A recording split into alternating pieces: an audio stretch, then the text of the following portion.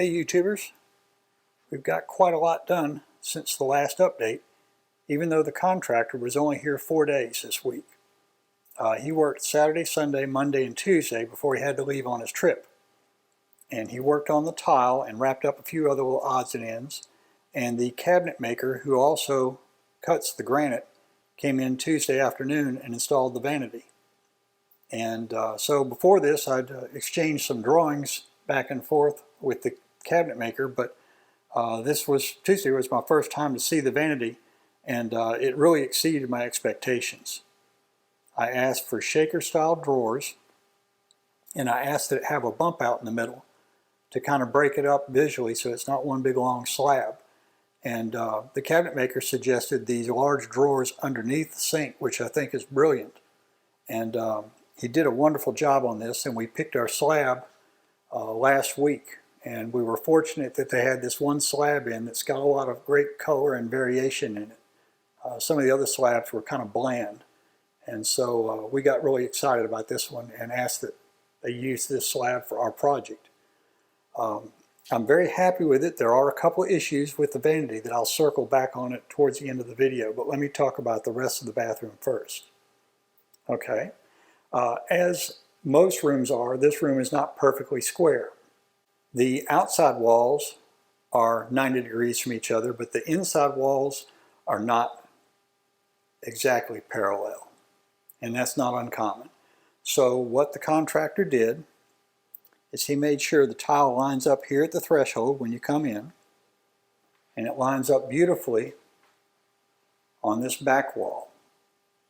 Now it's off a little bit on this side wall because the room is not exactly square, and it's off over here, but you don't notice. There are only two places in the room that you will ever notice this, and we've come up with a solution to hide most of it. Over here behind the door, you'll see that these tiles, the reveal here and here, are very different. And the molding that will go here and the quarter round that will go on it will hide those grout lines. You'll never see that. Over here by the doorway though, you see that this grout line is outside the door frame, and that grout line is just under the edge of the door frame. That's going to be there, and there's really no way to hide that, and it's one of those things most people would never ever notice. The contractor is aware of it, and he's very apologetic about it, but there's nothing he can do, and I certainly understand that situation. Now over here by the vanity, you'll see the grout line here and here are different. And so the contractor has asked the cabinet maker to make a piece of trim that's going to come around here across the front. And I believe it's going to round the corner right back into here. And that will hide that. Plus that piece is a little plain down there near the bottom, and a little trim wouldn't hurt.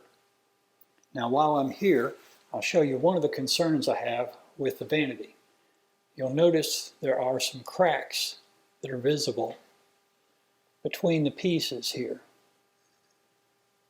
And it's not everywhere, just here and there. And you see here where this paint has cracked a little bit right in the corner. Well, these are painted in a lacquer, and a lacquer is not very forgiving. And the wood expands and contracts, and so those cracks are inevitable. They probably won't ever get any worse, but they're not going to get any better. And I've talked to the vanity maker about that, and he's going to come in and put in a microscopically thin bead of caulk in all of these to address that. The other thing that's more concerning on this is the countertop. Now, the fellow who made the vanity makes the countertops, and what he did is he cut a groove in the underside of this countertop from here all the way down to the far end. And he inserted a steel rod in that groove, and his workers mixed a 2-part epoxy and poured into that groove. Well, unfortunately, they didn't mix the epoxy properly. And it was whereas it should set in 20 minutes or so, it was still kind of runny when they installed the counter. And so they went ahead and installed it and put down some cardboard to catch the drips of epoxy.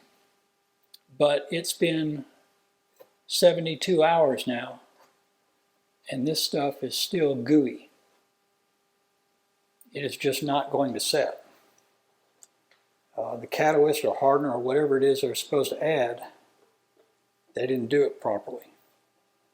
And so that steel rod is not able to do its job and reinforce things. So he's going to come today and we're going to talk about this.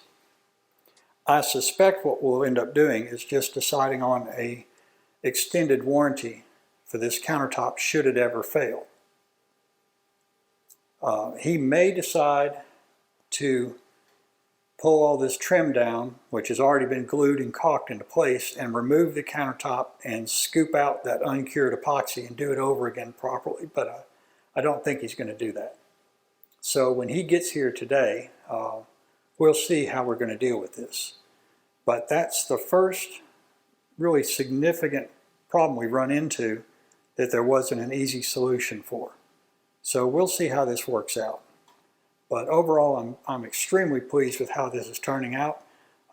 It's beyond our expectations. We had some concerns on some of the choices we made on colors and materials, and we're afraid things wouldn't come together the way we wanted them to, but it's working out beautifully, and we can't wait to see this finished.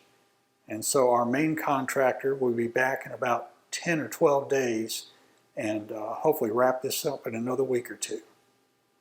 Thanks for joining me on this journey. Please like and subscribe if you find any of this helpful, or if you want to see what happens next.